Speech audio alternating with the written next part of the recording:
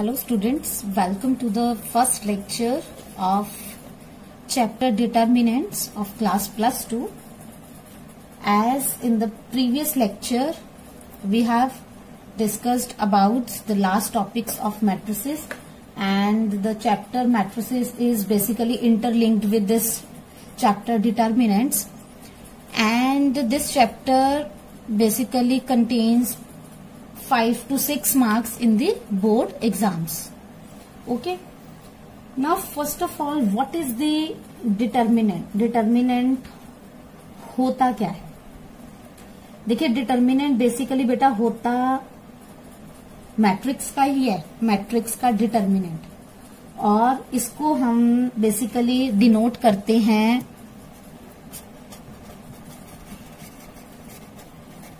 ए determinant से. ठीक है, कई बच्चों को लगेगा देख के दिस इज मॉडुलस. ये ए मॉडुलस नहीं है. अगर मैट्रिक्स को इस फॉर्म में लिखे तो उसको बोलते हैं मैट्रिक्स का डिटर्मिनेंट. ठीक है जी. तो ये बेसिकली जो डिटर्मिनेंट है वो करने के लिए the matrix A should be a square matrix. The matrix A should be a square matrix. जो ए है वो क्या होनी चाहिए? स्क्वायर मैट्रिक्स होनी चाहिए. ठीक है जी. अब अगर मैं सिंपल लैंग्वेज में आपको विदाउट एनी थ्योरेटिकल इंट्रोडक्शन अगर हम देखें कि हमारे पास ए मैट्रिक्स कोई है दैट इज 1 3 5 2. ठीक है, और उसका आपको डिटर्मिनेंट निकालना है. ये मैट्रिक्स है. अगर डिटर्मिनेंट हो तो मैट्रिक्स को इस फॉर्म में लिखते हैं 1 5 3 2. This is the determinant of a matrix. ठीक है जी.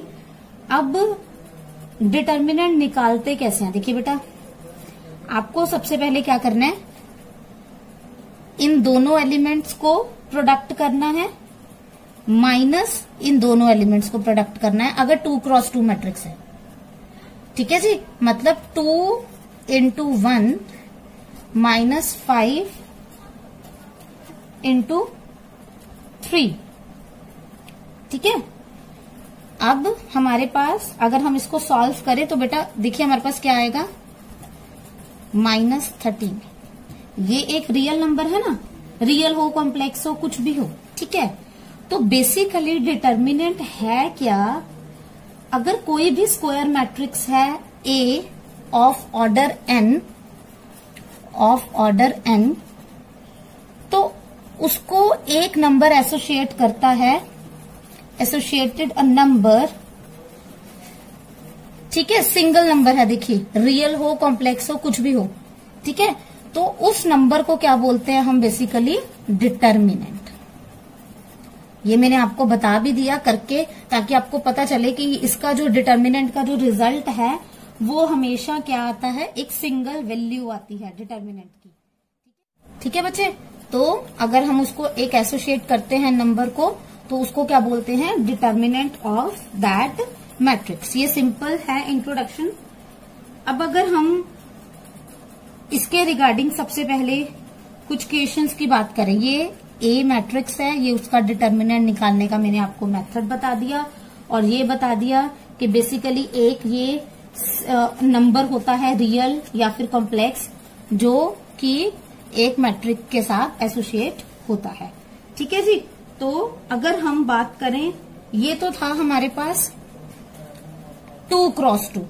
अगर 2 क्रॉस 2 की हमारे पास मैट्रिक्स है बेटा, अगर हमारे पास मैट्रिक्स 2 क्रॉस 2 की बजाय 3 क्रॉस 3 की हो.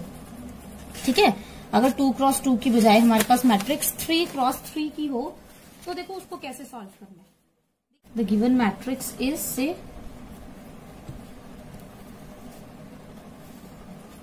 1 4 3 -3 -1 5 2 2 2. This is your given matrix A. ठीक है जी. बेटा अब जैसे हमारी लास्ट मैंने एग्जांपल में समझाया वो कौन सी मैट्रिक्स थी हमारी? Determinant of order 2. अब ये क्या है? Determinant of order 3. अगर हमारे पास 3 क्रॉस 3 की मैट्रिक्स हो तो उसका डिटर्मिनेंट हम लोगों को कैसे फाइंड आउट करना है. ठीक है जी. अब देखिए 3 क्रॉस 3 ऑर्डर का डिटर्मिनेंट फाइंड आउट करने से पहले बेटा मैं आपको एक चीज और बता दूं, इसके साइंस फॉर एक्सपेंशन होते हैं कि उसको एक्सपैंड करने के लिए, उसका डिटर्मिनेंट फाइंड आउट करने के लिए हमें कुछ साइंस होते हैं मैट्रिक्स के। वो क्या साइंस होते हैं, देखो जैसे ये 3 क्रॉस 3 है, तो 3 क्रॉस 3 मैट्रिक्स के जो साइंस होते हैं डिटर्मिनेंट के, वो होते हैं plus minus plus minus plus minus plus minus plus. ठीक है, इन्हीं पोजीशंस पे, जिस जिस पोजीशन पे प्लस है वहां पे प्लस, जहां पे माइनस है वहां पे माइनस। ठीक है जी। अब जैसे ये मैट्रिक्स है, ठीक है, और इसका हमने डिटर्मिनेंट फाइंड आउट करना है, तो आप 3 क्रॉस 3 मैट्रिक्स का डिटर्मिनेंट किसी भी रो, किसी भी एक कॉलम के साथ फाइंड आउट कर सकते हैं। ये नहीं कि हमें सभी रोज को यूज करना पड़ेगा या सभी कॉलम्स को, सिर्फ एक रो या एक कॉलम, किसी भी रो कॉलम को आप एक्सपैंड कर सकते हैं।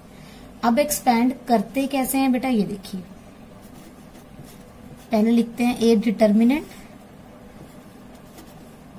ये डिटर्मिनेंट के साइन हो गए। ठीक है जी। अब देखो, पहले तो डिटर्मिनेंट सॉल्व करने से पहले ये देखो कि स्टेटमेंट में हमारे पास जो एलिमेंट्स हैं वो कहीं पे एलिमेंट जीरो तो नहीं है। जिस भी रो या जिस भी कॉलम में ज्यादा जीरोज होंगे तो उसके साथ एक्सपैंड कीजिए, आपका क्वेश्चन जो है वो इजीली सॉल्व हो जाएगा। अदरवाइज कोई भी रो कोई भी कॉलम उठा सकते हैं, लेकिन अगर आपको इजी करना है, फास्ट करना है, तो जहां पे जीरोज हैं ज्यादा जिस रो या जिस कॉलम में, उस रो या उस कॉलम से आप लोग एक्सपेंड कीजिए। ठीक है जी। अब यहाँ पे तो कोई जीरोस नहीं है, तो किसी भी रो किसी भी कॉलम के साथ हम लोग एक्सपेंड कर सकते हैं। और मैं आपको बताऊंगी कि ये जो साइंस हैं वो इसके डिटर्मिनेंट के साथ कैसे एसोसिएट करते हैं। देखिए बेटा, जैसे कि अब मैं फर्स्ट रो के साथ, सिर्फ फर्स्ट रो के साथ एक्सपेंड कर रही हूँ, आप लोग किसी भी कॉलम के साथ, किसी भी रो के साथ कर सकते हो। आपका जो डिटर्मिनेंट है वो बिल्कुल सेम आएगा। ठीक है। अब जैसे मैं फर्स्ट रो के साथ करके दिखाऊंगी, आप सेकंड रो के साथ कर लीजिए, फर्स्ट कॉलम के साथ कर लीजिए, दैट इज योर चॉइस।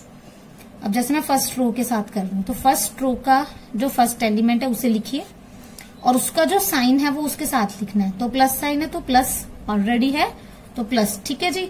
अब करना क्या है बेटा, जब हम एक्सपैंड करते हैं तो जिस एलिमेंट को हमने लिखा है, जैसे मैंने 1 लिखा, तो 1 का जो रो है, ये 1 की रो है ना बेटा,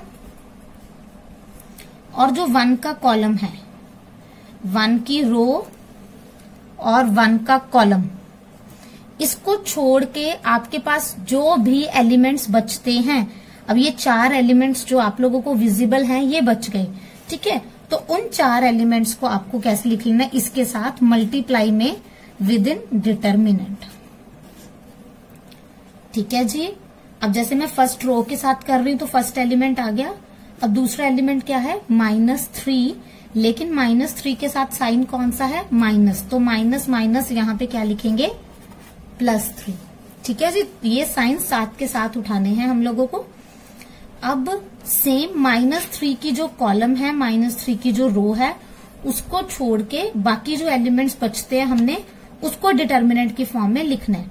अब ये -3 का कॉलम है, ये -3 की रो है, तो जो 4 एलिमेंट्स आपको विजिबल हैं 4, 3, 2, 2, वो आपको यहाँ पे लिख देना है। वैसे ही 4, 3, 2, 2। क्लियर। अब थर्ड क्या है आपके पास, 2, और उसका साइन क्या है, प्लस, तो आपको क्या लिखना है यहाँ पे, +2। ठीक है जी, +2 लिखना है। और सेम प्रोसीजर, उसकी जो रो है और उसका जो कॉलम है उसको छोड़ देना है। अब यहाँ पे क्या बचा, 4, 3, -1 और 5, तो आपको यहाँ पे क्या लिखना है, 4, 3, -1 एंड 5, ये चीज आपको लिखनी है। ठीक है जी। तो आपको ये समझ में आया हमने एक्सपैंड करना कैसे है। जैसे मैंने फर्स्ट रो के साथ किया, आप फर्स्ट कॉलम के साथ भी कर सकते हो, second column, third column, second row, third row, किसी के साथ भी आप एक्सपैंड कर सकते हो। अब ये क्या है, डिटर्मिनेंट्स की फॉर्म में, और ये कौन से है, 2 क्रॉस 2। अभी प्रीवियस एग्जाम्पल में मैंने आपको समझाया कि 2 क्रॉस 2 को कैसे सॉल्व करते हैं। पहले इन दोनों को मल्टीप्लाई बेटा, माइनस इन दोनों को, ऐसे ही करना है। पहले डायगोनल वाले करने हैं, फिर नॉन डायगोनल वाले करने हैं। ठीक है जी। तो 1 -2 -10 +3, पहले डायगोनल वाले 8 -6 +2 20। अब देखिए बेटा यहाँ पे माइनस का साइन होता है सेंटर में, लेकिन 3 × -1 इज ऑल्सो -3, तो माइनस माइनस क्या हो जाएगा +3। ठीक है जी। अब इसको अगर हम सॉल्व करते हैं that will become -12, this is +6 and 20 + 3 is 23, 23 × 2 is 46। तो इसको सॉल्व करने के पास हमारा डिटर्मिनेंट जो है वो क्या आया 40। So this is the determinant of order 3 matrix. मतलब अगर कोई भी मैट्रिक्स 3 क्रॉस 3 ऑर्डर की है तो जो उसका डिटर्मिनेंट है वो आप लोगों को ऐसे सॉल्व करना है। आप लोग अभी ट्राई कर सकते हो, कोई भी जो क्वेश्चन है इस क्वेश्चन को कोई भी रो किसी भी कॉलम के साथ करिए, जो उसका आंसर है वो क्या आएगा हमारे पास 40 ही आएगा। ठीक है जी। So this was the criteria for expanding 3 × 3 matrices for finding the determinant of a matrix. Clear? So next we proceed for the same examples, some examples. देखिए जी,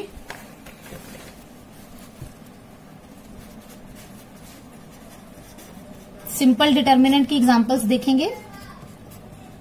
हाँ जी, सबसे पहले देखिए, इवेल्युएट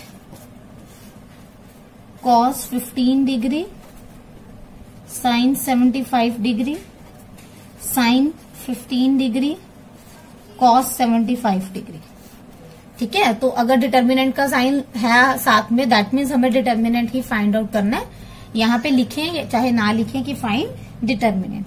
तो करना कैसे है बेटा, पहले डायगोनल वालों को, तो मतलब ये बन जाएगा cos 15 और cos 75 माइनस साइन 75 साइन 15।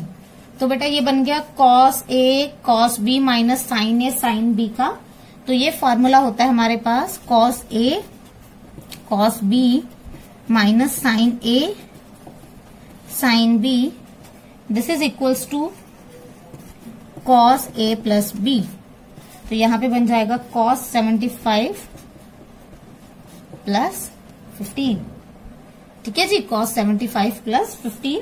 तो ये क्या बन जाएगा cos 90, और cos 90 की वैल्यू क्या होती है बेटा 0। तो अगर हमने इस डिटर्मिनेंट को सॉल्व किया तो इस डिटर्मिनेंट क्या आया इस मैट्रिक्स का, दैट इज 0। क्लियर। अब next proceed to the next example. If determinant of 3x - 2 7 4, ये है एक matrix 8 6 7 4, find value of x। तो हमारे पास ये दो डिटर्मिनेंट्स हैं, हमें क्या करना है, x की जो वैल्यू है वो क्या करनी है, फाइंड आउट करनी है। देखो बेटा, इसका सिंपली डिटर्मिनेंट फाइंड आउट कीजिए, इसका कीजिए, उनको इक्वेट कर दीजिए। ठीक है। अगर इसका डिटर्मिनेंट फाइंड आउट करते हैं तो ये बनेगा 3x × 4 will be 12x, -2 × 7 will -14, और बीच में साइन कौन सा होता है माइनस का, तो वो क्या बन जाएगा +14। सिमिलरली इस मैट्रिक्स का डिटर्मिनेंट निकाल लेंगे, 8 4 = 32 -7 6 = 42। ठीक है जी। तो करते हैं बेटा इसको सॉल्व।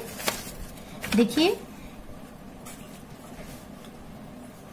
अगर हम डिटर्मिनेंट फाइंड आउट करते हैं तो जो लेफ्ट हैंड है वो क्या बन जाएगा 12x + 14, जैसे मैंने अभी बताया, और जो राइट हैंड साइड है वो बन जाएगी 32 - 42।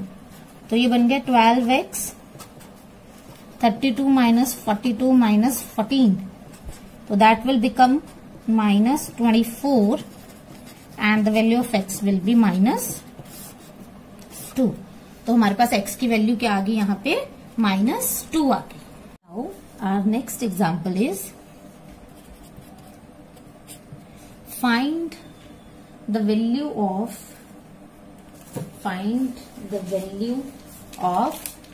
determinant of, देखिए बेटा, find the value of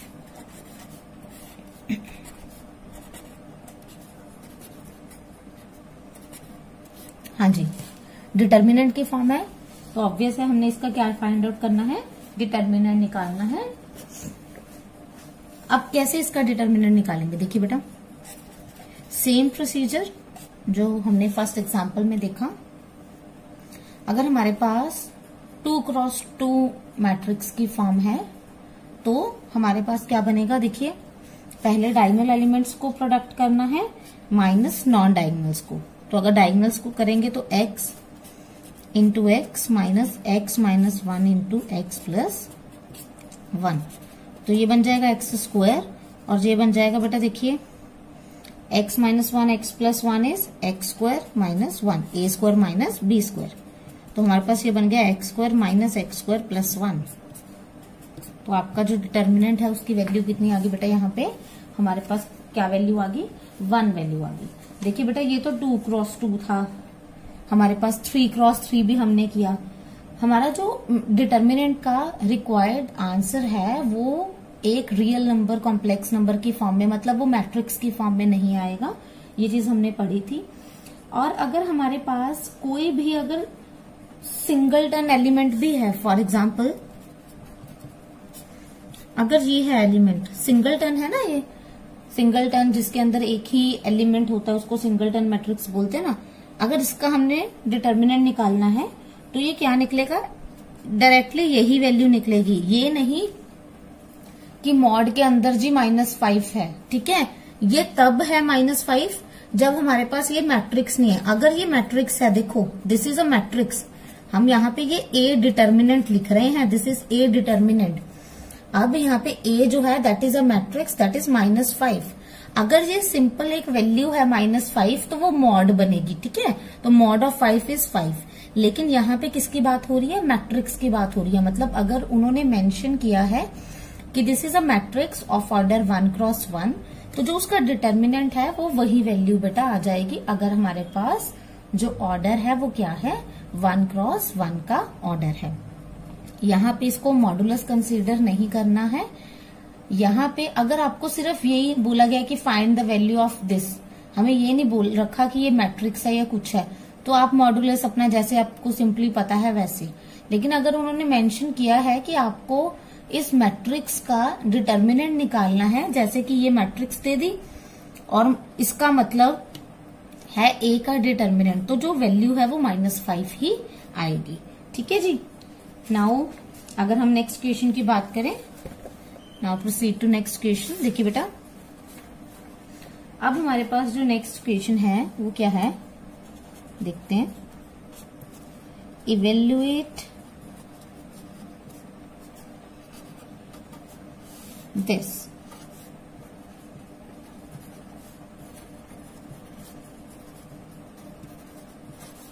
हाँ जी, minus sine beta minus cos alpha sine beta 0।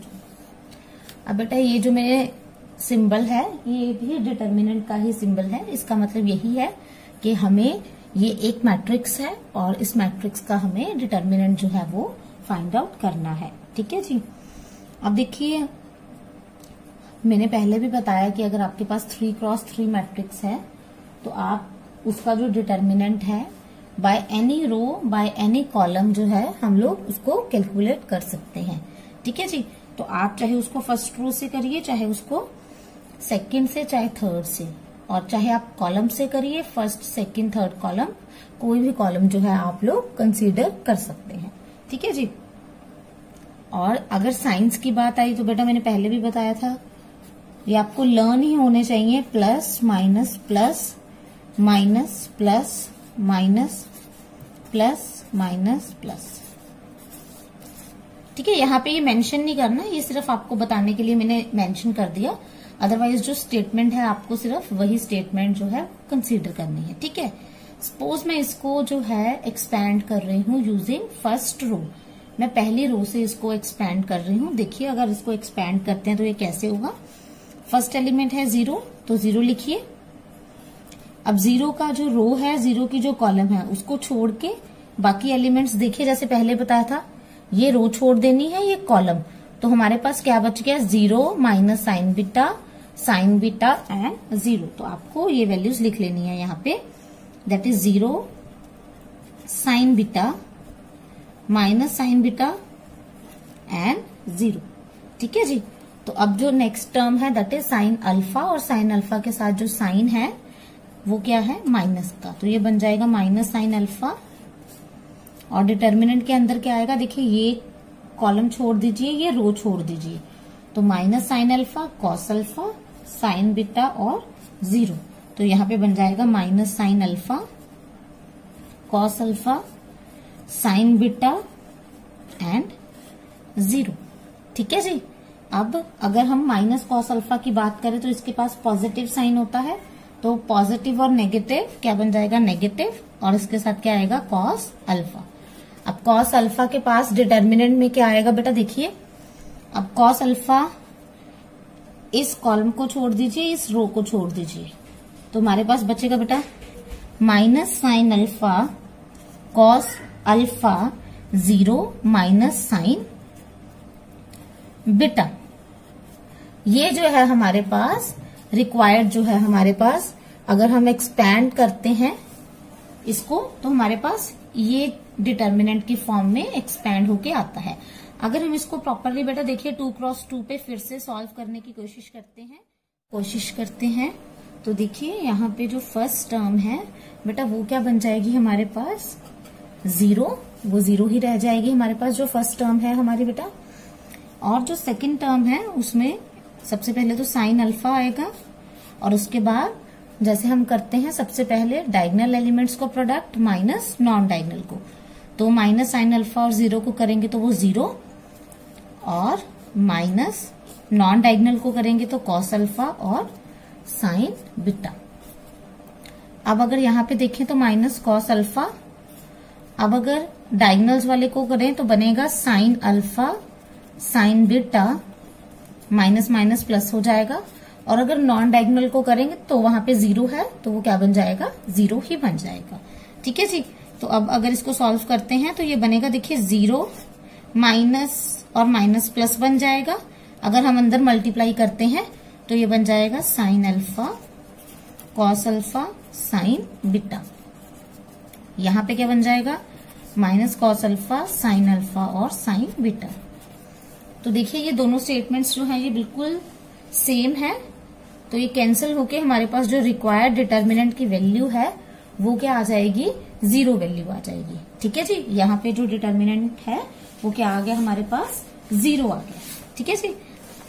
अब देखिए अगर 3x3 करना है तो ऐसे है। ठीक है। अब अगर हम नेक्स्ट एग्जाम्पल देखिए हमारे पास नेक्स्ट एग्जाम्पल में एक मैट्रिक्स गिवन है, और देखते हैं क्या प्रूफ करने के लिए कहा है।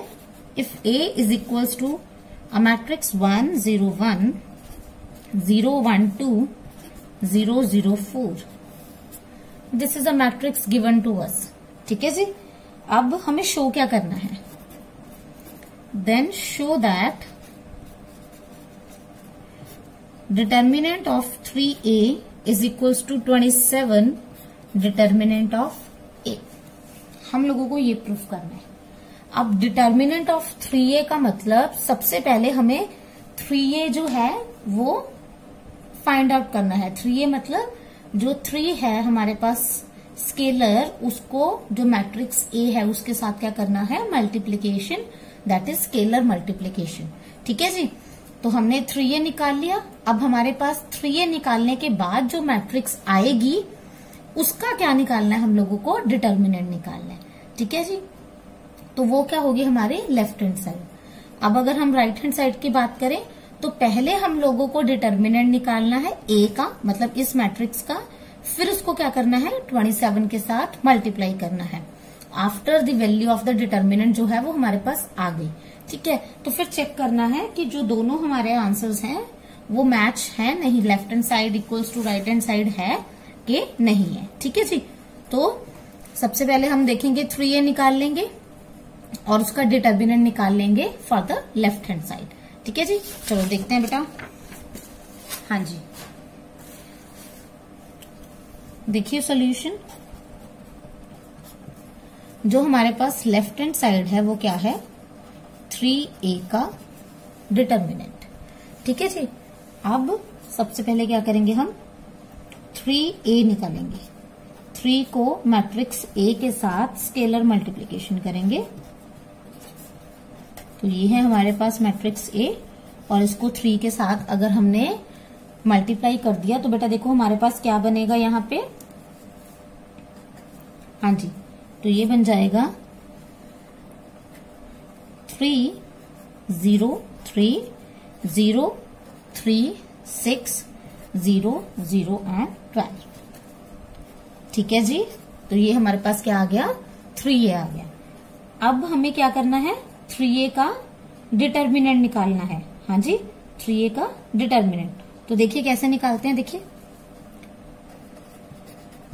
3a का डिटर्मिनेंट मतलब हमें इसका डिटर्मिनेंट निकालना है।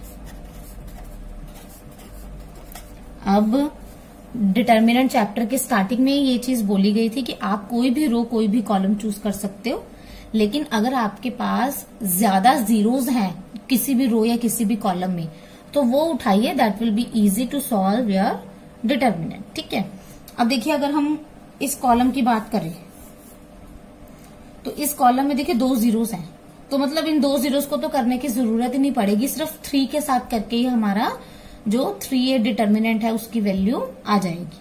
ठीक है, और 3 के पास साइन कौन सा होता है, पॉजिटिव, तो 3 लिखा, इसका कॉलम और इसकी रो छोड़ दी, 3 6 0 12। आगे करने की जरूरत ही नहीं, आगे क्या आएगा, आएगा ही ऑटोमेटिकली 0 ही आएगा बस। ठीक है जी, तो हमारे पास अगर हम डायगोनल एलिमेंट्स को मल्टीप्लाई करते हैं तो ये बनेगा 36 माइनस 0, तो हमारे पास आ गया 3 इंटू 36 दैट इज 108। ठीक है जी, तो ये हमारे पास क्या आ गई, लेफ्ट हैंड साइड। ठीक है, अब अगर हम बात करें राइट हैंड साइड की, तो हमारा जो लेफ्ट हैंड साइड का वैल्यू है वो क्या आई है, 108। तो हमें क्या प्रूफ करना है कि राइट हैंड साइड की भी जो वैल्यू है वो क्या है, 108। तो अगर हम राइट हैंड साइड की बात करते हैं, देखिए राइट हैंड साइड है 27 इंटू ए डिटर्मिनेंट। तो सबसे पहले हमें क्या निकालना है, ए का डिटर्मिनेंट निकालना है। तो देखिए सबसे पहले ये डिटर्मिनेंट देखते हैं निकालने के। हमारे पास 101 012, हाँ जी, यही हमें डिटर्मिनेंट फाइंड आउट करना है। तो अब फिर से चेक कीजिए कि कहीं आपके पास जीरोस तो नहीं है। तो देखिए अगर हम देखते हैं फर्स्ट कॉलम में 2 जीरोस हैं, सेकंड कॉलम में भी है, ये आपकी चॉइस है, आप जो मर्जी कॉलम के साथ सॉल्व कर सकते हो। तो देखिए अगर मैं इसको सॉल्व करती हूं 1 के साथ, तो दोनों को करने की जरूरत नहीं है, 0 को हम क्या कर रहे हैं, यहाँ पे एक्सपैंड कर रहे हैं कॉलम 1 से।